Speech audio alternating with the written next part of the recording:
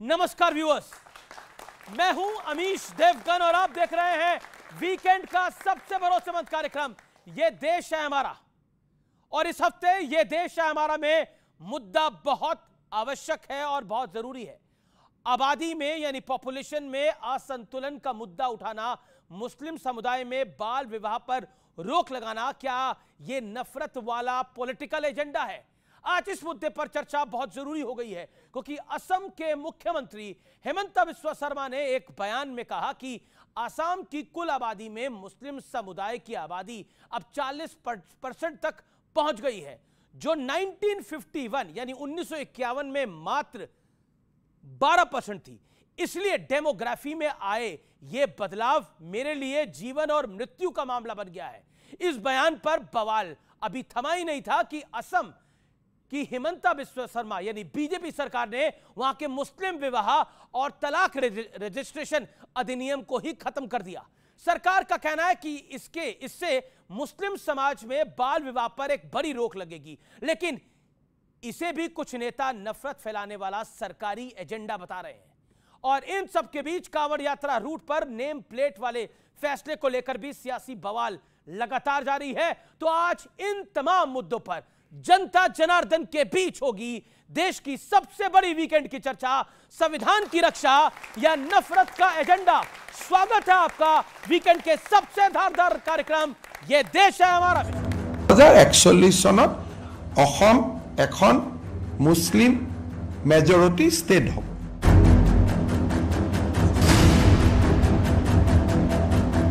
असम की हेमंत बिस्वा शर्मा सरकार ने एक बहुत बड़ा फैसला लेते हुए मुस्लिम विवाह और तलाक पंजीकरण अधिनियम 1935 को रद्द करने के एक विधेयक को मंजूरी दे दी है। हेमंत बिस्वा शर्मा ने इस फैसले को बाल विवाह रोकने में अहम कदम बताया है। असम मुस्लिम मैरिज एक्ट में चाइल्ड मैरिज को इजाजत देता था, तो हमने ये स्क्रैप करके ऑर्डिनेंस लाए थे। अभी वो ऑर्डिनेंस को हम बिल बनाऊंगा। उनको किसी मानसिक चिकित्सक को दिखाना चाहिए। वो व्यक्ति मुझे मानसिक रोगी लगता है। हेमंत कुमार बिस्वा शर्मा वो मुसलमानों से, मुसलमानों के मसाइल से वो दुश्मनी रखते हैं। इससे पहले हेमंत बिस्वा शर्मा के एक और बयान ने सियासी तूफान खड़ा कर दिया। मेरा असम में मुस्लिम पॉपुलेशन 40% हो चुका है। 1951 में 12% था। हम जिला की जिला खो चुका है। हिंदू मुसलमान कर रहे हैं ये लोग, और संविधान को बदलने की जो इनकी नीयत और नीति है उस पर ये काम करना इन्होंने शुरू कर दिया है। उधर पश्चिम बंगाल के बीजेपी नेता शुवेंदु अधिकारी ने भी एक बड़ा बयान दे डाला। हालांकि कुछ घंटों बाद ही उन्हें अपने बयान पर सफाई भी देनी पड़ गई। जो हमारे साथ, हम उनका साथ, सबका विकास बंद करो। It's my personal thinking and opinion, it's not the line of the central government और बीजेपी। ये भाजपा लीडर्स का अंदर में जो घृणा है नॉन हिंदुओं की तरफ, वही वो बता दिया है। और इसी बीच उत्तर प्रदेश में कांवड़ यात्रा के मद्देनजर होटल, दुकानों और ठेलों पर नाम लिखने वाला निर्देश भी विपक्ष के निशाने पर है। हालांकि अब उत्तराखंड सरकार ने भी ऐसा ही निर्देश जारी कर दिया है।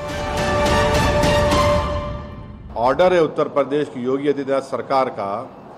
ऐसा दिख रहा है कि हिटलर की रूह उनमें समा चुकी है। हिटलर भी एक जूडन बॉयकॉट करते थे, इस तरह का बॉयकॉट हो रहा है उत्तर प्रदेश की सरकार की तरफ से। कभी तो जोड़ने की बात करो, कितना तोड़ेंगे? भगवान ना करे अगर एक्सीडेंट हो जाए और डॉक्टर वहां पर मुसलमान हो तो इलाज कराइएगा कि नहीं कराइएगा? पता नहीं क्यों हमारे विरोधी कोई भी विषय होता है वो नाम और पहचान छुपाने वालों के साथ क्यों खड़े हो जाते? सवाल है कि जैसा विपक्ष आरोप लगा रहा है, क्या इन तमाम बातों और फैसलों के पीछे 2024 के नतीजे हैं, या फिर जैसा बीजेपी दावा कर रही है वजह सिर्फ लॉ एंड ऑर्डर है? तो आज की चर्चा के बड़े मुद्दे क्या हैं, आपको मैं उनसे परिचय करा देता हूं। 4 बड़े मुद्दे हैं। क्या उत्तर प्रदेश और असम की सरकारों के फैसले नफरत फैलाने वाले हैं? दूसरा मुद्दा, असम में बाल विवाह रोकना क्या मुसलमानों के खिलाफ है? तीसरा बड़ा विषय जो कि महत्वपूर्ण है, जनसंख्या असंतुलन भविष्य के लिए क्या एक बड़ा खतरा साबित हो सकती है, यानी और उसी से जुड़ता हुआ चौथा विषय, डेमोग्राफी में बदलाव राष्ट्रीय समस्या है या पॉलिटिकल यानी राजनीतिक। ये 4 बड़े विषय हैं और जोरदार तालियों से अभिनंदन करिए मेरे युवा मित्रों का। और एक एक करके परिचय करा देते हैं मेरे साथ आज कौन कौन जुड़ रहा है। मेरे साथ गौरव भाटिया है, भारतीय जनता पार्टी के राष्ट्रीय प्रवक्ता, पेशे से सुप्रीम कोर्ट के जाने माने वकील। मेरे साथ फिरोज बख्त अहमद साहब हैं, जाने माने मुस्लिम स्कॉलर हैं, पूर्व चांसलर हैं मौलाना आजाद उर्दू यूनिवर्सिटी के। मेरे साथ राजकुमार भाटी है, समाजवादी पार्टी के वरिष्ठ नेता और प्रवक्ता, जोरदार तालियों से उनका अभिनंदन है। मेरे साथ विवेक श्रीवास्तव है, लेफ्ट पार्टी के नेता, उनका अभिनंदन है। शदाब चौहान है, नेता पीस पार्टी के, जोरदार तालियों से उनका अभिनंदन है। तो इस चर्चा की शुरुआत कर लेते हैं। क्यों लगता है आपको राजकुमार भाटी कि यह नफरत फैलाने वाला एजेंडा है? नहीं, भारतीय जनता पार्टी का प्रमुख एजेंडा नफरत रहता है, ये तो सब जानते हैं जी, जो भी समझदार लोग हैं। अब ये 2024 के लोकसभा चुनाव में भारतीय जनता पार्टी की जो सीटें कम हुई हैं, इनका जनाधार कम हुआ है, इनकी 63 सीटें कम हो गई भारत में लोकसभा में।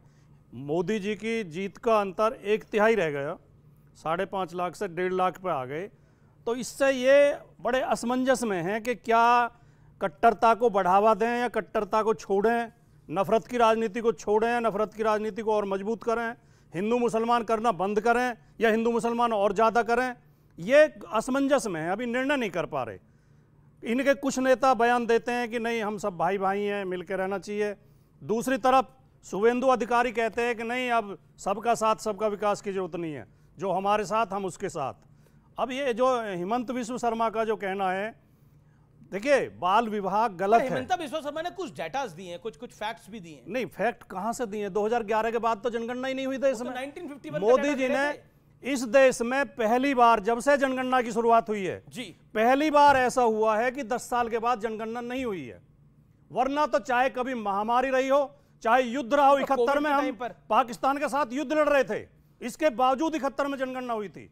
जनगणना कभी नहीं रोकी गई है। चलिए, आप पहली बार मोदी जी की सरकार ने नफरत वाला एजेंडा 1, 2, 3 कौन से नजर आ रहे हैं? जब हमारे पास जनगणना के आंकड़े ही नहीं है, हमें पता ही नहीं है किसकी आबादी घटी किसकी बढ़ी, तो हिमंत विश्व शर्मा के मन की कल्पना है, केवल इन्हें नफरत फैलानी है।